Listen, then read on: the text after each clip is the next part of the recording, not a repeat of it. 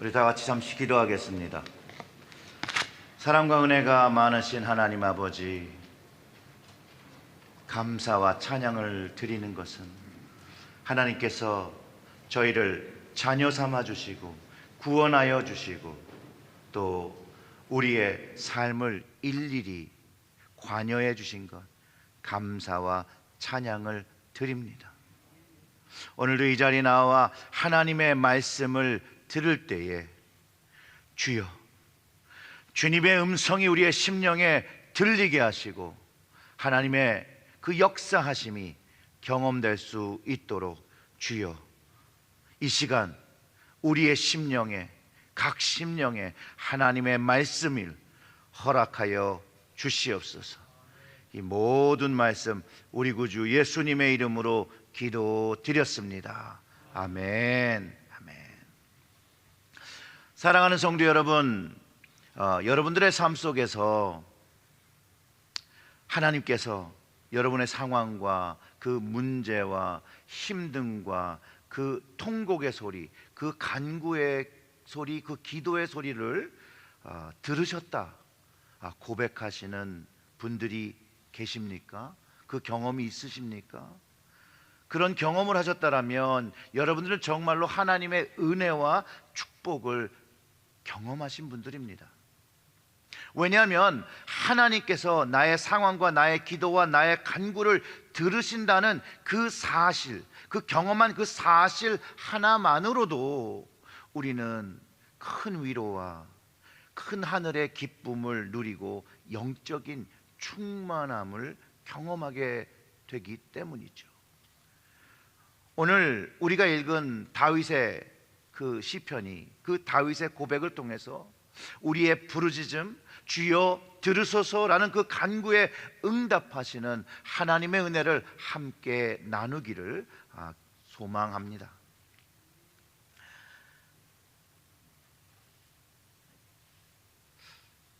여러분들은 하나님의 은혜를 언제 경험하셨습니까? 어떤 때에 경험하셨습니까? 저는 어려울 때,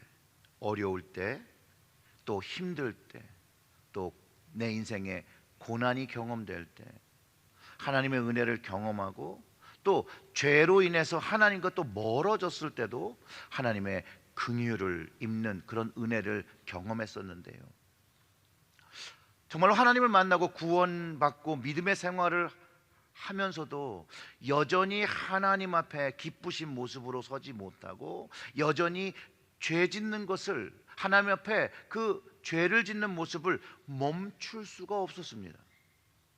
사실 주님을 모를 때야 죄인인 것도 몰랐고 죄를 진다는 것조차도 알 수 없었지만, 거룩하신 하나님을 만나고 나니 어머나 세상에, 저의 대부분의 행동과 삶의 방식이 하나님을 기쁘게 하지 못한 죄에 속한 일들이 너무 많았고, 가장 큰 문제는 무엇이었냐? 그런 옛 삶의 방식에서 벗어나기가 너무 어려웠다라는 거예요. 그러니 반복되는 죄들이 일어나는 것이죠. 개인적으로는 하나님께 너무 감사한 것은 하나님께서 제가 그 죄의 길을 걷고 있을 때마다 간섭을 해주셨다는 거예요.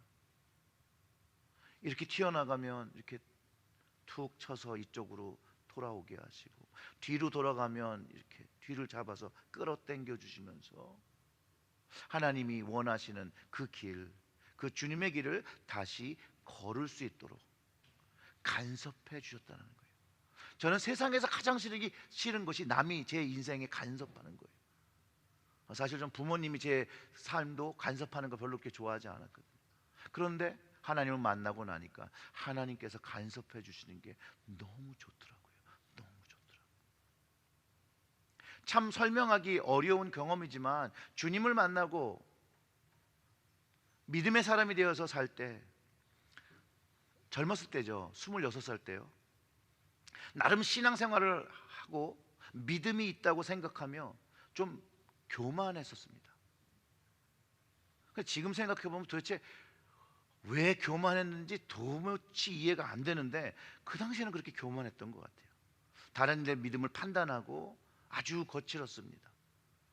지금보다 더 거칠었습니다. 더 저도 온화해지고 온유해져야 되는데, 근데 그 거칠은 모습에서 계속해서 하나님께서 간섭해 주시면서 변화시켜 주셔서 주의 길을 계속해서 걸을 수 있도록 하셨다라는 것이죠. 근데 그때도 하나님께서 간섭하시려고 그랬는지 저를 겨울 수련회로 이끌어 주셨어요. 근데 그 겨울 수련을 참석하고선 정말로 폭포수가 쏟아지는 것 같은 주님의 은혜를 경험했습니다. 그 수련회 강사 목사님께서 시편의 말씀을 이렇게 탁 펴서 읽으시는데 성령께서 말씀으로 임하신다는 것을 경험할 수 있었습니다. 기름 부어지는 것이 아니라 정말 폭포수와 같이 부어지면서 그때부터 말씀을 강사 목사님이 하시는데 한 시간 반 정도 말씀을 나눠주시는데 그 선포 기간 동안 흐르는 눈물과 회개를 멈출 수가 없었어요. 그 말씀은 시편 139편 7절과 9절의 말씀이었는데 제가 읽어드릴게요. 내가 주의 영을 떠나 어디로 가며 주의 앞에서 어디로 피하리까? 내가 하늘에 올라갈지라도 거기 계시며 수월에 내 자리를 펼지라도 거기 계시니이다. 내가 새벽 날개치며 바다 끝에 가서 거주할지라도 거기서도 주의 손이 나를 인도하시며 주의 오른손이 나를 붙드시리이다. 아멘. 이 말씀을 들을 때 성령님께서 이 말씀으로 저를 감동시켜 주셨고 이 말씀으로 제 인생에 다시 한번 터닝 포인트가 생겼던 그런 말씀입니다. 저는 하나님께서 죄진 삶을 살고 또 그 죄로 무너진 삶을 살아도 여전히 나를 사랑하시는 하나님은 내가 하늘로 하나님으로부터 멀리 도망가기 위해서 하늘에 도망가고 스월 그 죽음의 지옥 같은 자리에 갈지라도 거기에 계시고 나를 이끄시고 도우시는 하나님이라는 것을 그날 정말로 경험하고, 그러면서 제가 그렇게 고백했던 것 같아요. 주님의 손이, 이 하나님의 손이 나 같은 사람, 이 미천한 사람, 이 더러운 사람의 손을 붙잡아 주시는구나. 옛날에는 이런 일들을 그냥 상상만 했다면 그날은 이 말씀이 저에게 체험되어지고 믿어지고 하나님의 마음이 깨달아지게 된 그런 날이었습니다. 오늘 시편 말씀을 보면요, 이 죄와 우리의 영혼의 상태, 죄진 그 우리의 영혼의 상태를 아시고 성령님을 통해서 저의 영혼의 소리를 들으시는 하나님을 경험했다라는 것이에요. 맞습니다. 하나님은요, 우리의 영혼의 소리를 들으시는 하나님이라는 거예요. 내가 내 입을 통해서 고백하지 않더라도 이미 내 영이 울고 있는 그 소리를 들으시고 우리를 만나주시고 우리에게 역사하시는 하나님이 우리 하나님이라는 것을 그날 경험한 것이죠. 여러분, 영혼의 소리를 들으시는 하나님입니다. 영혼의 소리. 사실 그때 하나님과 제가 좀 멀어져 있었던 시간이었습니다. 마음적으로, 영적으로 강팍한 마음이 있었고 또 불평이 있었고 불만이 있었던 시절, 게다가 영적으로는 게을렀던, 하나님 앞에 아주 게을렀던 그런 시간이었는데, 사실 수련회도 제가 마음으로 막 간절히 가고 싶어서 간 게 아니에요. 제가 해야 할 일, 책임 맡은 것이 있었기 때문에 간 것인데 하나님께서 저의 영혼의 소리를 들으시고 그 영혼의 소리에 응답하셨다는 거예요. 응답하셨다는 거. 왜 그러신지는 잘 모르죠. 다만 하나님께서 저의 영혼을 불쌍히 여기셨더라고 저는 압니다. 하나님께서 그냥 용서하시고 받아주셨다는 거예요. 오늘 본문에서 다윗이 이렇게 고백하죠. 나의 영혼도 매우 떨리나이다. 여호와여 어느 때까지이니까. 여호와여 돌아와 나의 영혼을 건지시며 주의 사랑으로 나를 구원하소서. 다윗은 분명히 자기 영혼이 하나님으로부터 멀어져 있다는 것을 알고 있었어요.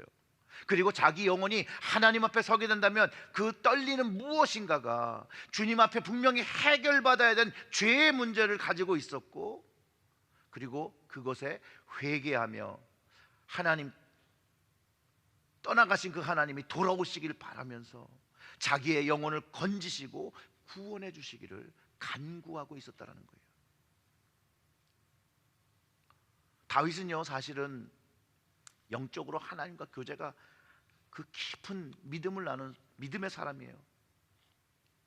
그래서 아마도 하나님은 더 큰 잣대를 가지고 다윗을 대하시고 더 큰 기대를 가지시고 그가 더 하나님의 믿음의 사람으로 서길 저는 기대하셨을 거라고 저는 믿어요.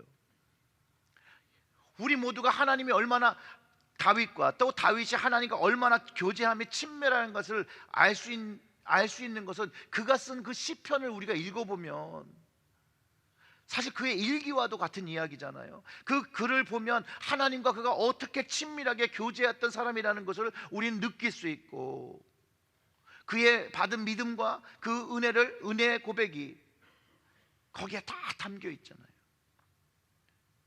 오늘 그 5절과 6절 그 본문의 말씀은 이렇습니다. 사망 중에 주를 기억하는 일이 없사오며 수월에서 주께 감사할 자가 누구리이까. 내가 탄식함으로 피곤하여 밤마다 눈물로 내 침상을 띄우며 내 요를 적시나이다. 다윗은요, 자신의 모든 문제와 삶에 있어서 하나님께 늘 아뢰고 기도했다라는 것이에요. 믿음이 없어서 탄식한 것이 아니라 하나님을 모르기 때문에 눈물로 침상과 요를 적신 것이 아닙니다. 실제로 그가 마주한 상황이 죽음과 같은 극한 상황인 것을, 그 심각한 고통이 있었다는 것을 알 수 있다는 것이죠. 그것이 다윗이 하나님 앞에 드리는 회개의 모습이었다는 거예요. 그런 죄란 현실의 문제에서 하나님께 매달려서 간구하는 것이에요. 자신의 문제를 놓고 요를 눈물로 적시며 주여 들으소서라고 하면서 간청하고 있는 것이에요. 눈물을 흘리며 침상과 요를 적시는 것이에요. 자신의 죄의 문제로 하나님을 기억하지 못하고 찬양하지 못하는 자신을, 그 주님을, 그 많은 은혜를 주신 왕으로 세워주신 그 주님을 기억하지 못하고 감사하지 못하는 자라고 고백하며 눈물로 회개로 그 침상을, 그 요를 적시고 있다라고 고백하는 것이에요. 그러면서 자기의 눈이 하나님을 보아야 되는데 뭘 본다고요? 근심을 본다는 거예요. 근심을. 그 7절의 말씀이 내 눈이 근심으로 말미암아 쇠하며 내 모든 대적으로 말미암아 어두워졌나이다. 하나님 앞에 죄의 문제를 해결하지 못한 다윗은요, 하나님을 보아야 될 때 하나님을 보지 못하고 자신에게 처해진 그 에너미, 그 대적을 보고 근심한다는 거예요.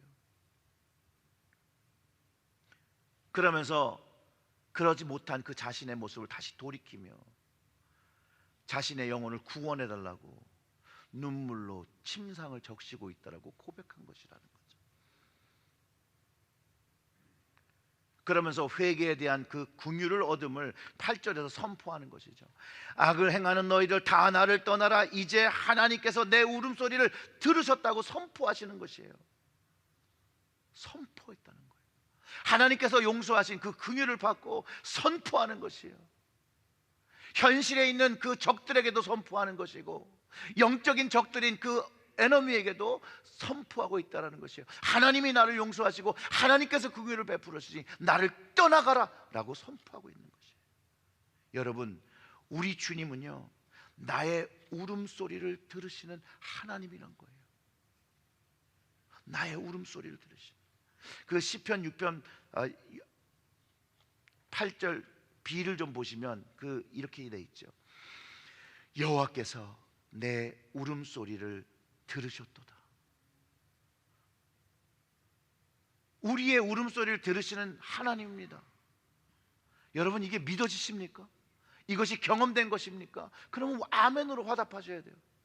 아멘. 저는 사실 이 부분을요, 예전에 이 개역 개정 말고요, 그 개역 한글 번역을 더 좋아해요. 왜냐면 뭐라고 표현하고 있냐면요, 내 울음소리라고 한 그 부분을 내 곡성을 들으셨도다. 나의 어려움을 들으셨다는 것을 확신하면서 그 하는 믿음의 선포인데요, 하나님이 나의 곡성에 응답하셨다라는 것이에요. 여러분, 혹시 인생을 살면서 억장이 무너진다라는 경험 해보신 적 있습니까? 억장이 무너진다. 억장. 이 억장이 무너질 때 사람은 곡성을 낼 수 있어요. 억장이 무너질 때 이 곡성의 울음소리를 내는데, 이게 어떤 현실이라면, 어떤 현실을 마주하는데 내가 할 수 있는 것이 아무것도 없는 거예요. 내 능력으로는 지금 이 상황을 어떻게 할 수 없는 것이에요. 그때 우리는 하나님 앞에 그 울음, 그 곡성을 내는데, 그 곡성을 하나님께서 들으신다는 거예요. 이런 곡성은 우리가 사랑하는 이가 갑자기 죽었을 때, 또 죽게 되었을 때 내는 울음소리입니다. 어떤 상황이 되었는데 이것에 대해서 내가 아무것도 할 수 없는 상황, 그때 우리는 이 곡성을 내게 됩니다. 저에게는 저희 큰아들 있죠, 그 준하가 임신되었을 때 테스트를 했는데 그 다운 신드롬 베이비 그 확률이 너무 높다는 거예요. 그러면서 이제 의사가 뭐 낙태 이런 것들을 좀 얘기하는 그런 것 때문에 컨설테이션 하러 갔는데, 그것을 들을 때 처음으로, 제가 인생에 처음으로 억장이 무너진다는 말을 처음으로 이해했습니다. 어떻게 살 수 있는 게 아무것도 없더라고요. 그때 하나님께 기도할 때요, 어떤 언어의 체계를 가지고 기도한 것이 아니에요. 어렸죠 그때. 집에는 아내가 있으니까 기도를 하기가 좀 어렵고, 이제 두루에 그 채플이 있는데 그 채플로 갔습니다. 할 수 있는 게 아무것도 없어요. 아무것도 할 수 없는 그 모습에 그 연약함을 가지고 주님 앞에 그냥 울기 시작했어요. 말도 안 나와요. 근데 제가 그 마음을 표현하면 이런 거죠. 하나님 어떡해요? 하나님 어떡해요? 하나님 어떡해요?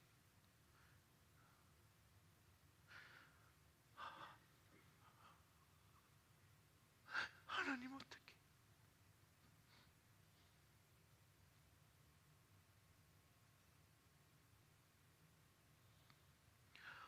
몇 시간을 울었는지 모릅니다. 그때 제가 다윗이 요를 적셨다는 걸 조금 이해를 했어요. 조금.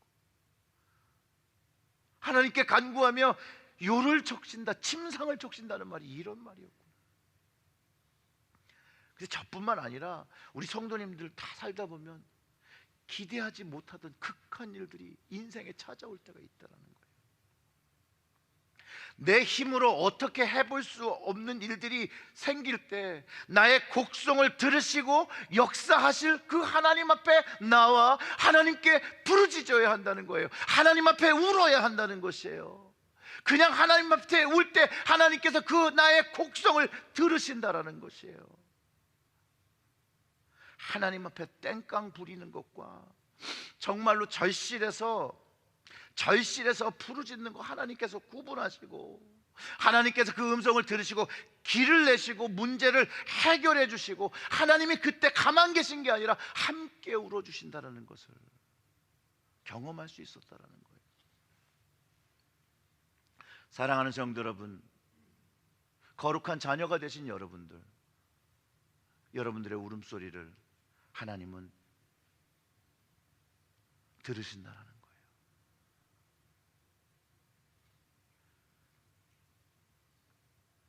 그러니 이 하나님께 어려울 때, 힘들 때, 문제가 있을 때 그 앞에 나가 울어야 합니다. 그때 거기서 힘을 얻습니다. 그때 거기서 믿음과 확신을 경험하게 됩니다.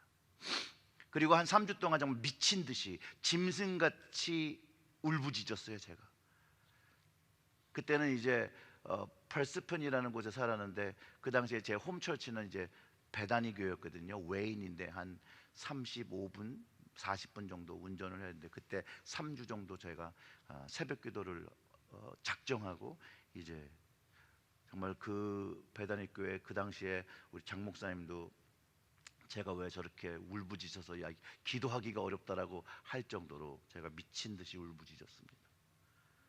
근데 그 3주가 딱 되던 날 하나님께서 확신을 딱 주시더라고요.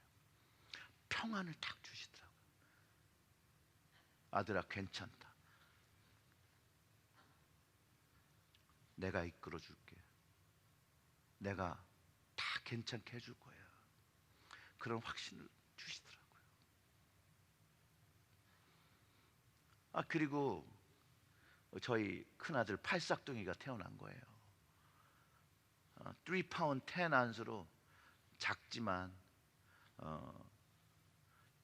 좀 큰 치킨 사이즈로 태어났어요. 살이 안 차가지고 이 가죽이 이렇게 막 쭈글쭈글한 그대로 태어났어요. 저는 주나를 보면 저의 곡성을 들으신 하나님을 기억합니다. 저뿐만 아니라 우리 여기 계신 여러분들 중에 저와 같은 그런 경험을 하신 분들이 있어요. 그러면서 하나님께서 주신 그 은혜의 증거가 살아 움직이는 것을 보면서 감사하는 분들이 있다라는 거예요. 물론 이렇게 태어난 자녀도 속색이면 이걸 죽여 살려 이러지만 늘 하나님께 감사하죠. 찬양을 드리게 되죠. 정말로 얘가 사람 노릇하면서 이렇게 사는 걸 보면요, 불평할 게 하나도 없어요. 물론 하나님께서요, 이해할 수 못하게 어떤 분들의 기도로 또 응답하시기도 하지만, 어떤 분들의 기도는 응답되지 않는 것을 보면서 참 목회자로서 참 어려움을 느낍니다. 하나님이 어떤 방법과 어떤 기준으로 그 기도를 응답하시는지 잘 모르지만, 저는요 성경의 말씀을 믿습니다. 구하고 찾고 두드리면 그 간절하고 구하고 찾고 두드린 것에 응답받는다라고 예수님께서 가르친 그 말씀을 저는 신뢰합니다. 그 말씀을 믿고 계속해서 기도하면 그 우리의 울음을, 우리의 간절함을 하나님께 드리면 하나님께서 응답하신다는 것은 진실이라는 거예요. 진리라는 거예요. 저는 오늘 말씀에서 하나님은 우리의 울음소리를 들으시고 응답하신다라고 하나님의 말씀이라 선포할 수 있습니다. 여러분, 이 말씀을 하나님의 말씀으로 받으시기를 주님의 이름으로 축원합니다. 그래서 하나님은 오늘도 여러분들의 우리의 울음소리를 들으신다는 거예요. 여러분들이 힘든 과정에 있습니까? 인생이 힘들어 오셨습니까? 아직도 그 해결점이 안 보이고 어렵기만 하십니까? 그러면 하나님 앞에 서시기 바랍니다. 우리의 울음을 들으시는 하나님께 우리의 간구와 기도를 드리면 하나님은 그 간구와 기도, 그 기도를 또 들어주신다는 거예요. 이 간구와 기도는요, 아까 울음을 들으시는 그 하나님과는 조금 다르게 그냥 운다고 해결되는 게 아니라 be specific, 정확하게 기도를 해야 되는 것이에요. 하나님 뜻에 맞춰서 기도해야 되는 건데, 그 기도, 그 간구와 기도를 들으시는 하나님이 우리의 하나님이시고 여러분의 구원자이시라는 거예요. 오늘 본문 9절의 말씀 들어보면 이렇습니다.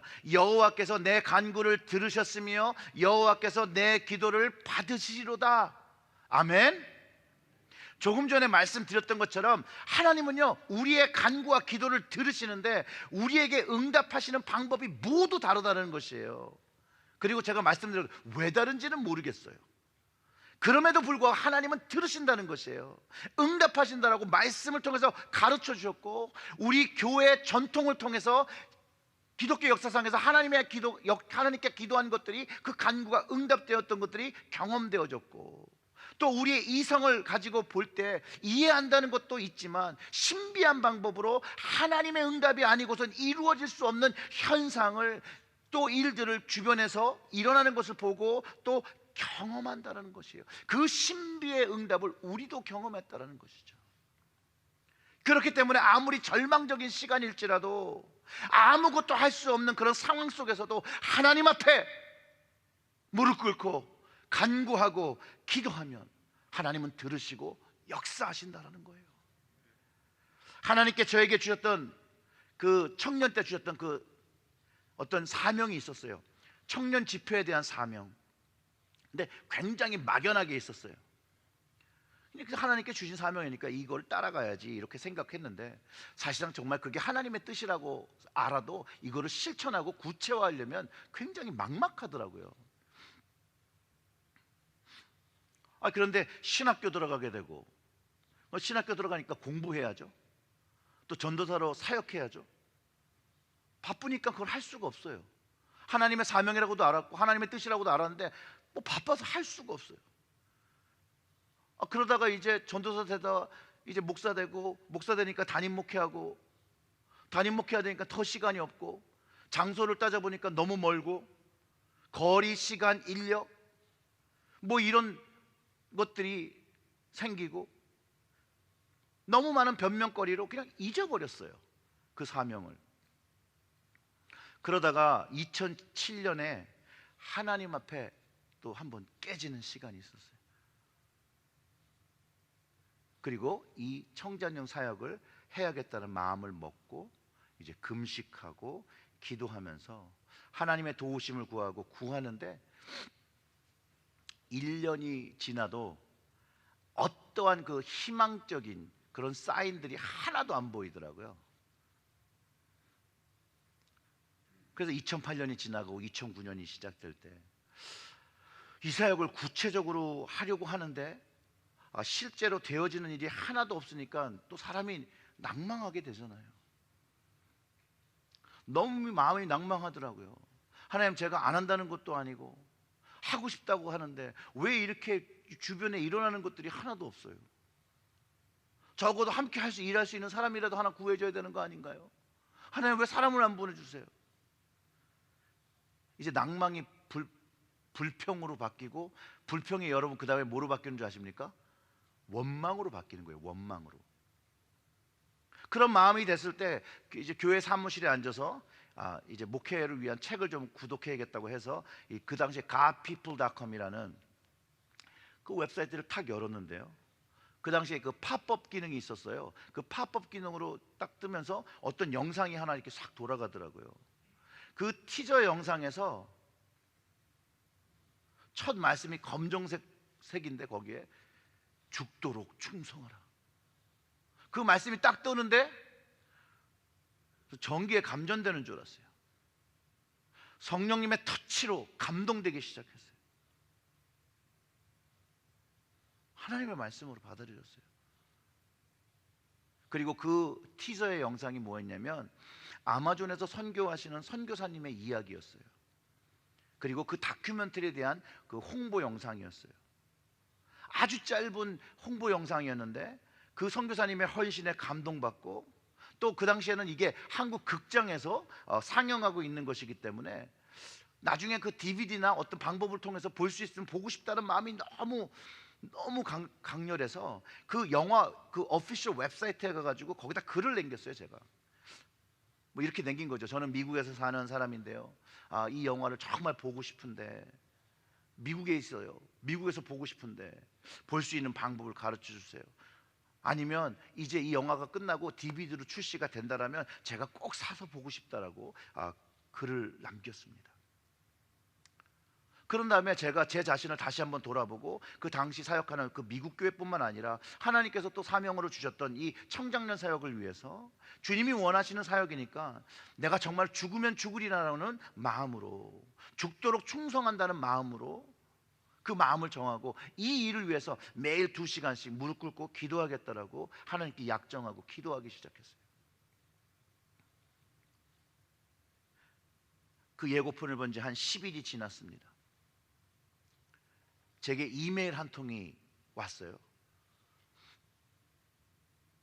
그 영상의 주인공이신 그 강명관 선교사님이셨어요. 내 이메일 내용은 그래요. 본인이 지금 보스턴에 있는데 뉴저지에 다음 주에 내려간다는 거예요. 나를 재워줄 수 있느냐. 자신에게 그 영화의 원본 파일이 있대요.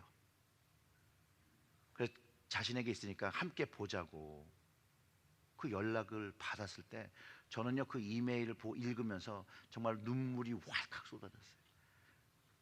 여러분 생각해 보세요. 수십억 명의 사람들이 이 땅에 사는데 나 같은 사람의 이 간구와 기도를 들으셨다는 걸 알 수 있었거든요. 그동안의 힘듦과 그 낭망이 그냥 녹아내리는 거. 그리고 제 마음에 기쁨이 가득 찼죠. 아, 내가 미련해서 몰랐구나. 그냥 하나님께서 들어주셨구나. 주께서 들어주셨구나. 야, 이런 모자라고 조금 원망하는 이런 자의 기도도 들어주셨구나.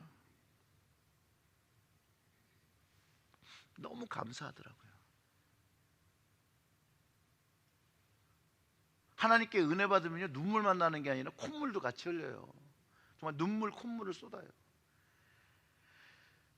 그리고 제가 가진 프로젝트로 저의 그 서프런 그 사택 리빙룸에서 강명관 선교사님, 그 강순주 선교사님 그리고 그 자녀들과 함께 그 다큐멘터리 소명이란 영화를 보았습니다.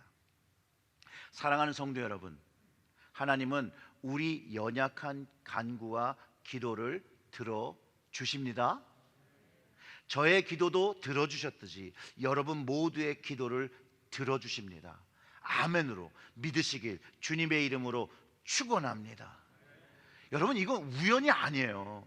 믿지 않는 사람들에게는 이게 우연이라고 할 수 있겠죠. 그런데 저에게는 우연이 아니었어요. 하나님께서 함께 하신다라는 명확한 증거였고 사인이었고, 기도 중에 하나님께서 이미 준비한 것들을 보라고 마음의 감동을 그 당시에 주셨어요. 그리고 하나님께서 준비하신 것들을 찾기 시작할 때 그해 9월 11일에 그렇게 해보려고 해서 안 되던 그것을 그때 열게 되었고, 그 집회 3일을 통해서 너무나도 많은 청장년들이 주님께로 나와 그 믿음을 회복하고 낭망했던 그 마음을 회복하고 주님께 자신의 삶을 다시 헌신하는 귀한 은혜의 시간을 보냈습니다. 물론 목회지가 옮겨져서 한인교회 담임을 하면서도 4년 동안 잘 감당할 수 있었는데, 그때 마침 개인 건강의 이유가 생겨서 또 한인교회 담임 목회를 하면서 계속할 수가 없어서 그 후로는 하지를 못했죠. 근데 너무나도 놀라운 건요, 그 당시 하나님께서 인도하셔서 만났던 그 강명관 선교사님, 그때 바나와 부족을 섬기셨는데 그때 무엇을 하신다고 했냐면요, 그 부족에게 성경을 주고 싶은데 이 부족엔 말이 없어요. 글이. 그래서 그분들의 말을 배우고 그분들의 글을 만들어서 계속해서 그분들에게 성경의 말씀을 가르쳐 줄 수 있는 것을 한다고 하셨는데, 가끔 연락을 됐었는데 어느 순간에 연락이 끊어졌거든요. 그리고 10년이 지난 후에 아주 우연한 기회로 다시 연락이 되었고요.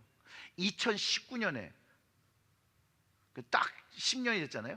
2019년에 저에게 한 권의 책을 보내주셨는데, 바로 선교사님이 사역의 첫 목표였던 바나와 부족을 위해서 만든 성경. 뭐 이런 성경은 아니고 그림 성경의 그림에다가 설명한 그런 성경이었는데, 그 성경을 완성하신 것을 저에게 보내주셨어요. 제가 이거 선교대회 새벽기도 때 제가 한번 간증했던 내용인데요, 사랑하는 성도 여러분, 하나님께서 없는 것 같고 역사하지 않는 것 같이 느껴질 때가 있습니다. 그건 우리가 그렇게 느끼는 거고요. 하나님은 살아계시고, 하나님은 역사하시고, 하나님은 우리의 영혼을 들으시고, 하나님은 우리의 곡성을 들으시고, 하나님은 우리의 간구와 기도를 들으신다는 거예요. 여전히 우리 하나님은 오늘도 우리의 영혼을 살피시고 듣고 계신다는 거죠. 절대로 그 하나님 바라보는 것을 멈추지 말아야 한다는 것이에요. 응답을 받을 때까지 멈추지 말고 하나님을 부르는 것이에요. 오늘 제목처럼 주여 들으소서, 주여 내 영혼을 들으소서, 내 울음을 들으소서. 이 세상에 아무도 나를 듣지 않더라도 주여 주님만 나의 간구와 기도를 들으소서라고 하며 부르짖는 기도를 드릴 때, 여러분, 하나님의 역사는 반드시 경험됩니다. 사랑하는 성도 여러분, 우리는 살아계신 하나님과 부활하신 예수님, 오늘도 우리와 함께 하신 성령 하나님과 함께 살아가고 있습니다. 다윗처럼 온 마음을 다하여 이 하나님을 부르시는 여러분들 되시기를 주님의 이름으로 축원합니다. 아멘. 우리 다 같이 좀 기도하겠습니다.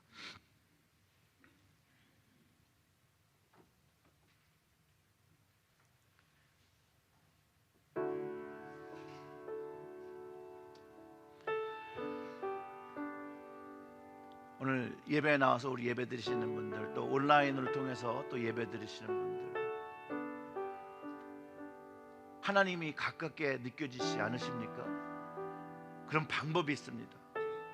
하나님께 가까이 나가는 거예요. 하나님을 가까이 하라, 그러면 너의 하나님께서 가까이 하시리라.